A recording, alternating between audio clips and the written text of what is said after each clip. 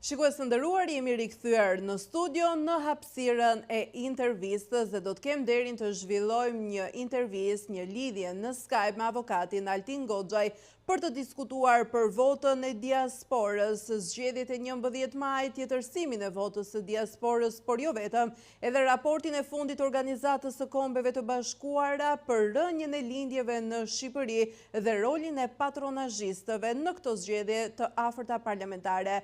Zoti Goxhaj, të përshëndes. Përshëndetje, kënaqësi që jam mes jush. Si çdo të diel, 4.5 prej vitit 2017 këtej. U bën 8 vjet tash. Zoti Goxhaj, zgjedhjet parlamentare janë afër. Çfarë mund të themi për rëndësinë e votës së diasporës dhe çfarë keni hasur deri më tani, nëse ka patur ndonjë problem apo një denoncim që ju mund të ngrini sa i përket edhe tjetërsimit të votës? Paraprakisht doja të kujtoja që këtë javë ne kemi nisur për 2 javësh kemi nisur një korrespondencë të njëanshme me KQZ-n, të njëanshme të ta nuk na përgjigjen. Madje. Konstatova që edhe në website-in e KQZ-s, ke portali brendshëm që përdorim ne subjektet zgjedhore, në komunimin e brendshëm, kishim fshirë gjithë dhënat, pavarësisht në aspektin publik më kishin lënë gjitha. Dhe kërkesa më e rëndësishme që quam javën parë ishte paraqitja e kamerave të regjistrimit votës në tavolinat e numërimit, të ishte një kamera e cila atë transmetim që bën brenda KQZ-s, sepse kjo janë gjitha të lidhura me KQZ-n, mjafton me një buton të vetëm të ishin dhe online. Dhe çdo kush mund të numëronte votën, sidomos diaspora të shikonte vetë numërimin e votës tyre. Kjo gjë nuk kushton asgjë, është një çmim shumë i ulët për buxhetin e KQZ-s, por për herë të parë do krijonte një hapësirë të jashtëzakonshme për transparencën e plotë të numërimit të votës dhe mbi të gjitha do dekurajonte çdo hajdut votash që do ishte përballë miliona dëshmitarëve. Dhe ai nuk do guxonte ta bënte sepse e di shumë mirë që këtë herë në marrëveshjen e SPAK-ut me KQZ-n është bërë shumë i lehtë procesi i kallëzimit penal dhe i dokumentimit për shkak të kamerave që janë të gjitha në regjistrim dhe të gjitha janë të ruajtura. Pra kjo do sillte një dekurajim të padëgjuar në 34 vjet të hajdutit të votës në tavolinën e numërimit. Dhe ende KQZ refuzon prej rreth gjatë 12 deri më sot, prej 8 ditësh refuzon që të kthejë një përgjigje të vetme, një përgjigje. Madje kjo shpjegon duket dhe pse kanë fshirë dhënat tona ke portali brendshëm i komunikimit. Ndërkohë që para 3 ditësh ne kemi dorëzuar në KQZ një kërkesë urgjente për një seancë urgjente dëgjimore, por mbi të gjitha për një rol që duhet luajë KQZ-ja në informimin e çdo shqiptari që voton jashtë shtetit, pra çdo shqiptar që i është dhënë mundësia për të votuar, që është regjistruar dhe i shkon zarfi nga IDL-s nga KQZ-ja, që të paraqesi një njoftim për këta njerëz, që çdo kush që guxon dhe fotografon votën e tij dhe e publikon atë apo i jep dikujt në një formë apo në një tjetër, rrezikon minimumi 3 vjet burg, 3 muaj burg deri në 3 vjet burg. Që do të thotë një shqiptar në diasporë, i cili në pafajësi plot nga një ran, apo në presionin e plot të familjarëve në Shqipëri që punojnë në administratë publike, për shkak të urdhrave kurth që i ka bërë administrata publike nëpërmjet drejtorit, shefit partisë, kandidat për deputet apo vetë ministrit, i kërkohet që ai të japi një provë që ka votuar për Partinë Socialiste. Të gjitha njerëzit nuk e kuptojnë që kur të vinë në verë me pushime në Shqipëri, do vinë familjarisht, ke aeroporti apo në portin e Durrësit, apo në doganën e Shqipërisë me Malnezi, do t'i vendosen prangat. Dhe ai nuk e kupton dot që i del emri, dalin dhënat dhe ai është futur në një hall që nuk e zgjidh dot. Me kaq kohë burg sa ka parashikuar në kodit penal që është ruajtja e mbështetjes votës, që doja t'rregoja tani, në këtë moment që çdo shqiptar që na ndjek, sepse Fox News ka një fëmijë që ndiqet shumë nga diaspora, është bërë që natën në batorës 3 darkës ditë dielave, shqiptarët e Amerikës dhe Kanadas e shohin shumë se duhet nga shikimorëja e videove që rritet. Ky është neni i kodit penal. Në këtë nen të kodit penal thuhet tekstualisht shkelja e mbështetjes së votës. Dhe unë dua t'ia lexoj çdo shqiptari në diasporë që ta kuptojë mirë çfarë rëndësie ka kjo.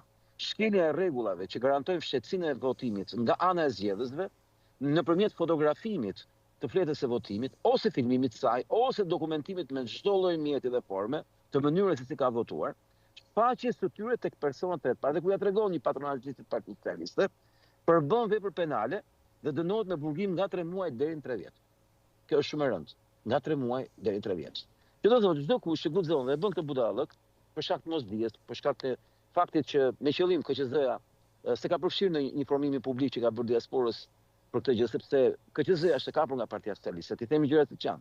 Pavarësisht se ka komision miks, ne dim shumë mirë që kryetari i KQZ-s është një ish antar i bordit Fondacionit Soros. Ilian Celibashi ka qenë për 3 vjet kryetar, ka qenë antar i bordit Fondacionit Soros. Dhe ne dim gjithë lidhjet e tija me Partinë Socialiste dhe me Fondacionin Soros. Dhe këta qëllimisht si kanë informuar shqiptarët e diasporës për hallin që do t'i zente nëse do bënin gabimin që t'i përgjigjeshin presionit nga Tirana, që u vjen nga familjarët e tyre për t'i ruajtur vendin e punës nga urdhrat që u japin shefat që cilin prova që kanë votuar Partinë Socialiste. Unë duhet t'i bëj me dije çdo shqiptar në diasporë. Ka një problem edhe më të madh se sa të kapin në këtë moment. Ka një problem tjetër që është më i gjatë, më ngadalë dhe më i tmerrshëm. Është historia e Lugës Çorbës Prishur që do të vjedhë shtë jetën. Në moment që ti do të çosh një foton tënde, apo një filmim, apo një fakt caktuar, një dokumentim caktuar, apo do lesh një gjurmë caktuar që dikush e pa votën tënde, në atë moment ti do e shpengi atij njeriu për shumë vite. Si do e shpeng? Sa e të shantazhon mas një viti, 2 vjetë, kërkon lek, të ushtron presion, sepse ai ka dorë të të marrin qafë, të të çojë fotografinë tënde në SPAK. Dhe ti do e gjithkohë spengi ti. Unë të kujtoj një gjë shumë të rëndësishme. Ti mund të japësh një përgjigje shumë të rregull, korrekte dhe pak pasur asnjë pasojë që ke frikë ta fotografosh votën. Ke frikë të lësh gjurmë, ke frikë të dokumentosh. Ke frikë sepse futesh në burg. Edhe familjari jo duhet ta kuptojë këtë gjë dhe kjo është një thirrje për gjithë familjarët e shqiptarëve të diasporës. Njoftojini të afërmit tuaj. Ti po i merrni qafë, nëse do kërkoni të lëni gjurmë për këtë gjë. Kjo është shumë e rëndësishme. Këtë punë duhet ta bëni me të dy sot bashkë. Dhe da bënte KQZ-ja. Në këtë situatë, çfarë ju kërkoni shqiptarëve në diasporë? Të mos fotografojnë votën, votojnë për këtë ta ndjejnë, si ta ndjejnë, kur ta ndjejnë, çfarë do që të votojnë, ta votojnë me zemrën e tyre, të vendosin ata vetë si do bëhet, por të mos bëjnë gabimin e madh që ta fotografojnë, të jepin një provë, t'ia çojnë dikujt, t'i japin një provë dikujt, apo është edhe një problem akoma dhe më i madh që patronazhistët vinë dhe u marrin zarfin. Në atë moment ata kanë hyrë në një hall penal edhe më të madh akoma. Unë i bëj thirrje çdo shqiptari në diasporë të hapur vetyren në Shqipëri. Të mos bëjnë asnjë gabim sepse do hajnë dynjan. Do vinë në Shqipëri do gjejnë policë me pranga ke dera e aeroportit, apo e portit, apo e doganës. Ja u them me shumë sinqeritet. Këtë komunikim që po bëjmë ne të dy bashkë, nuk do ta bënim ne të dy, do ta bënte KQZ-ja. Ata po i fusin në kurth. Ne po e bëjmë këtë gjë për shkak të misionit publik. Unë vërtet jam një kandidat në listën e hapur të Partisë Demokratike si parti aleate në listën e Tiranës. Po kjo nuk ka të bëjë thjesht me interesin tim personal. Unë kam qenë gjithmonë avokat dhe këtë punë kam bërë gjithmonë. Dhe kam qenë një avokat i interesit publik. Dhe slogani im është avokati juaj në parlament, që vazhdoj të bëj atë që kam bërë, jo me ato mjete që kam pas, po me mjetet e reja institucionale që është parlamenti. Po dhe këtë e kam shumë problem të rrit mos e bëj. Dhe sinqerisht kam 3 ditë me këtë shqetësim, kam që ditën e enjte me këtë shqetësim, që kur doli në momentin e parë tek faqja e Edi Ramës, fotografia e një familje emigrantësh që kishin nxjerrë zarfin e DL-s. Dhe më pas Blendi Klosi i cili paraqiti në mënyrë publike me një fjalim publik mesazhin që ne ju kontrollojmë votën, ne ju shohim votën, ne kemi votuar, ne kemi patronazhistët tanë që mbledhin informacion. Dhe kjo është edhe arsye që unë duhet t'ju kujtoj që ashtu si quam KQZ-s në datën 12, kërkesën tonë të vulosur për të bërë njoftimi publik në lidhje me atë që quhet njoftimi i gjithë krijimi të gjithë mundësive që ne të shohim dhe të numërojmë votat tona në internet dhe atë që quam para 2 ditësh të KQZ-ja për të bërë një seancë dëgjimore urgjente që të njëjtën për ta bërë KQZ-n që të njoftoj publikun për dëmet, pasojat, hallet penale për belan që do gjenë shqiptarët diasporës nëpërmjet asaj që quhet kodit penal, neni 327, shkelja e fshehtisë votës, ne paraqitëm dje, siç e kam këtu në dokument, një kallëzim penal për Edi Ramën. Për shkak se janë ditë pushimi dhe posta ka ato, si thosh, procedurën e vet, kjo nuk arrin dot të shkojë në SPAK brenda 24 orësh. Kjo arrin ditën e hënë të martë, kjo lloj kallëzimi. Në këtë kallëzim është Edi Rama, Blendi Klosi dhe Partia Socialiste. Në këtë kallëzim parashikohet qartë dhe pastër të provat dhe faktet se si Edi Rama dhe Blendi Klosi dhe Partia Socialiste në patronazhistëve ka shkelur çdo lloj standardi, çdo lloj ligji, duke demonstruar një, si thosh, organizim institucional partijak për të shkelur kodin penal Lenin 327 që përcakton për organizatorët e këtij fenomeni, që është Edi Rama, Blendi Klosi dhe shumë të tjerë, në ato dy kemi kapur me prova dhe me fakte, që ka të bëjë me burg nga 6 muaj deri në 4 vjeç. E them këtë gjë sepse Rama ka konsumuar veprat e tij penale për shkak se fjalimi i Blendi Klosit në mitingun e Dibrës u paraqit live dhe u suportua live nga Edi Rama në faqet e tija në Facebook dhe në prezentën e tij fizike në ambient. Është vetë Edi Rama, si thosh, drejtuesi i gjithë të procesi, i gjitha fushatet të shkeljes ligjit, dhe kjo është edhe arsyeja pse nuk vepron KQZ-ja, por shkak se dihet që janë të kapur. Për këtë arsye dhe unë dua të kujtoj gjithëve që Edi Rama në çuam kallëzim penal. Po çdo shqiptar që rastësisht do i gjendet prova që e ka bërë këtë gabim nëpërmjet kapit celularit nga një patronazhist për shemb. Llogaritë një faktin, një patronazhist kapet nga KQZ-ja, nga prokuroria, policia, SPAK-u. Dhe i merret celulari. I merret për një vepër tjetër penale mëse, dhe aty gjenden provat. Gjenden provat se si ke çuar ti fotografinë e votës tënde. E hëngre dhe ti. Kjo është si ruleta ruse. Ruleta ruse është një kobure me mulli që ka një fishek në 6 vendet e fishekëve të mullirit kobures. Dhe rrotullohet. Po të kapi. Ti mund t'jesh po pse do t'i japësh vetes gjithë të lashe? Për çfarë motivi? Për çfarë, si thosh, çfarë shkaku madhor duhet kesh që të shkosh me duart e tua në burg? Dhe çfarë familjar është ke ti, që ta kërkojnë këtë gjë, që të marrin qafë ty për të rrugë vendet e tyre të punës. Jemi në një situatë pak absurde dhe unë ndihem shumë i acaruar me këtë realitet, se si njerëzit janë, si thosh, kaq të verbër, kaq naiv dhe kaq të paqartë për një gjë që është një hall kaq e madh. Futesh në burg. Për çfarë? Për çfarë? Për një gjë kaq të vogël. Ndërkohë që sistemi patronazhistëve këtë punë ka dhe me këtë është organizuar dhe unë paralajmëroj që patronazhistët do t'i çojmë të gjithë në kallëzim penal, ndërmjet atyre provave dhe fakteve që të disponojmë nga viti 2021, për shkak se në vitin 2021 doli një databazë me patronazhistë e qarkut Tiranë. Dhe të gjitha patronazhistë kanë shkelur ligjin për shkak se kanë marrë pjesë në një proces që quhet përndjekje. Dhe ndërkohë që duke u referuar dhe presionit që ata ushtrojnë me prezencën e tyre fizikisht, ne do të kërkojmë KQZ-s që asnjë patronazhist i regjistruar në vitin 2021, në databazën e patronazhistëve qarkut Tiranë, të mos ketë drejt të jetë antar komisionesh. Pra të mos jetë komisioner, të mos jetë vëzhgues, të mos ketë asnjë shans që të jetë pranë qendrave votimit, si një person i cili ushtron presion me rolin e tij publik. Duke qenë se Edi Rama ka prezantuar që partia vetë ka të bazuar patronazhimin në statutin e vet, që kjo është një situatë kështu tej absurditetit, për tej kushtetshmërisë, për tej çdo logjike juridike, ne besojmë që veprimet tona mund të mos kenë një efekt menjëhershëm, por besojmë që me një reagim që ne po bëjmë gati për të paraqitur emrat e gjithë patronazhistëve sipas lagjeve, që çdo kush në lagje ta di ku ka spionin dhe fuksin e vet, pasi vetë patronazhimi në gjuhën shqipe, në origjinën e saj të fjalës nuk quhet patronazhim, por quhet fuks. Fuksim, fuks, patronazhist, patronazhim.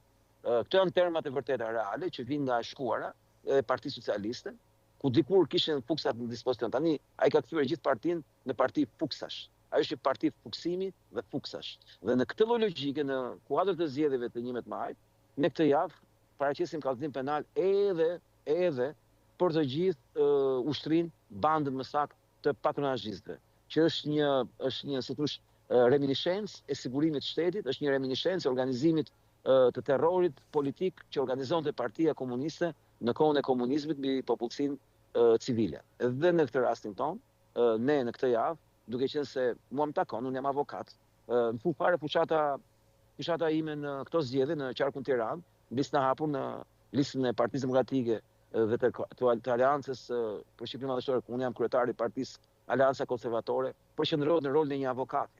Në një rol e një avokati në kushtet e një censure, ku unë prandaj falenderoj kaq shumë faktin për mundësinë që më jep, sepse jam në 10 televizionin 10 vjet në censurë absolute, dhe unë do kundërpërgjigjem shumë fort në datën 1 maj për këtë censurë. Pra patronazhistët vijojnë në punën fuqishëm në këto zgjedhje parlamentare, pra pak para zgjedhjeve parlamentare të 11 majit. Por duhet të ndalem edhe tek një tjetër lajm, është raporti i fundit i Organizatës së Kombeve të Bashkuara, të cilët vërej numrin e ullët të lindjeve në Shqipëri, pra dele para për numrin e ullët të lindjeve në vendin tonë. Kjo edhe për shkak të emigrimit, një plagë e thellë në shoqërinë shqiptare. Çfarë mund të themi për këtë? Po mund të themi plot gojën që raporti OKB-s është i pasakt sepse është shumë optimist. Është më keq situatë. Raporti OKB-s ka zgjedhur Shqipërinë në vendin numër 1 në botë për rënien e ligjshmërisë për shkak të shpopullimit. Por megjithatë, statistikat që jep raporti OKB-s, projeksionet që jep, janë përgatitur nga ekspertë dhe sorësi dhe ata e kanë zbutur shumë. Situata është shumë më keq se kaq. Nuk bëhet fjalë që në vitin 2050 kemi vetëm 10.000 lindje në vit. Bëhet fjalë që kemi vetëm 5-6.000 lindje me këto projekcion. Po pyetja është do ketë Shqipërinë 2050-ën, po vazhdoj me këto ritme, po vazhdoj ky realitet. Dhe ata specialistë kanë fshehur dhënat, sepse po të marrim këto dhëna që fiton Partia Socialiste dhe vazhdon kjo punë, Shqipëri brenda 5-7 vjetësh do të fillojë mos ketë më shqiptar, do ketë Filipinas, do ketë Bangladeshas, do ketë çdo racë. Të gjitha dhënat e kësaj jave tregojnë që marrëveshja e qeverisë shqiptare me qeverinë filipinaseve bën fjalë që cilë këtë verë 20.000 Filipinas, ndërkohë që sipas të dokumentave dhe akteve të reja të qeverisë shqiptare i kanë dhënë mundësi që çdo emigrant të marrë dhe familjen me vete dhe të ketë të drejtën që të aplikojë dhe për të bërë shtetat shqiptar. Ta kanë ndërtuar një lehtësi absolute për të na zëvendësuar si popullsi. Që do të thotë unë i kujtoj gjithë shqiptarëve që këto nuk janë zgjedhje dhe këto janë dhe të fundit njerë. Janë të fundit se 2029-ën s'do ketë kush të votojë, po fitoj prapë Rama. Dhe kjo do varet shumë nga shumë faktorë, nga shpërvërja e votës në partitë e vogla, të cilat nuk nxjerrin dot mandate. Për shembull, llogarisë një parti që bën fushat për të mbledh vota, me atë teorinë që jemi kundër klasës politike, shkon në Shkodër, shkon në Vlorë, mbledh vota, por s'i dhet dot mandat deputeti. Të gjitha këto vota që ai gënjen njerëzit, duke i thënë që më jepni mua se do nxjerrim mandat deputet që ai di që nuk i nxjerr, e ka shumë të qartë që nuk i nxjerr. Ky është një mashtrim që po i bën elektoratit. Sepse po ti ishte sinqert i thosh, "Ore, ne nuk nxjerrim." Dhe do ri Rama në pushtet me këto vota që ne shpërbëjmë. Po ju gjithsesi më jepni. Po ti ishte sinqert, dakord, është një zgjedhje, ore, s'du më ja dhën opozitës, s'du më ja dhën PD-s me koalicionin e vet me partitë e veta, po jap këtij partisë vogël, po themi, këtij kandidat që pëlqen mua. Po të paktën ta dinë çfarë po bëjnë. Po këta i gënjeni, mashtrojnë, thonë si nuk u tregojnë sekretet e matematikës elektorale. Ky është mashtrimi i madh që bëjnë partitë e vogla. Në Tiranë e kuptoj, është një luftë sepse ata mund të nxjerrin mandate. Po në rreth kjo është një lojë, thosh për të mbajtur Ramën pushtet, për të qenë kundër. Dhe unë dua të kujtoj të gjithëve që ne kur bëm zgjedhjen tonë për të bërë aleancë me Partinë Demokratike, arsye kryesore që ne e bëm këtë aleancë nuk ishte qëndrimi ideologjik që ne kemi ndaj gjëra, kemi krejt ndryshme. Ne kemi program krejt tjetër politik. Ne jemi për një shtet minimalist fare. Ne kemi projekt krejt tjetër politik nga Partia Demokratike. Ne jemi forcë konservatore e djathtë. Dhe këtë mund ta konsultojë çdo kush në Wikipedia në anglisht se çfarë parti jemi ne. Ne jemi parti njësoj si partitë ekstremit djathtë në Europë, që quaj këta ekstremit djathtë, që partia krau djathtë. Por ne zgjodhëm të jemi në këtë koalicion.